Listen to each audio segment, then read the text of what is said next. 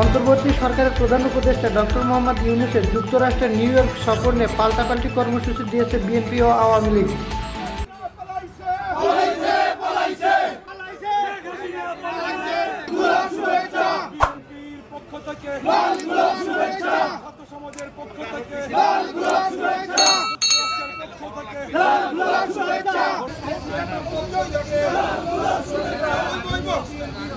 যুবদলের পক্ষ থেকে জাসাসের পক্ষ থেকে শ্রমিক দলের পক্ষ থেকে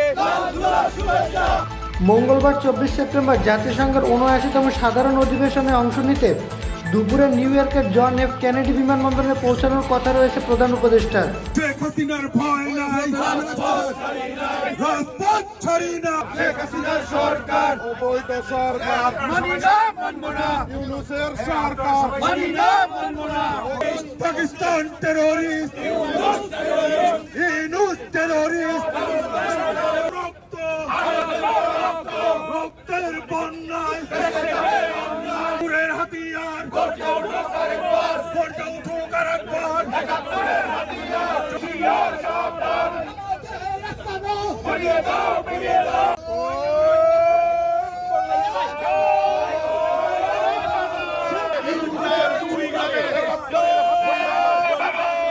এ উপলক্ষে নিউ ইয়র্কে বিএনপির স্বাগত সমাবেশ এবং আওয়ামী লীগ বিক্ষোভ সমাবেশের প্রস্তুতি নিয়েছে নেতাকর্মীরা। রিফাতুল ইসলাম, স্কাই চ্যানেল।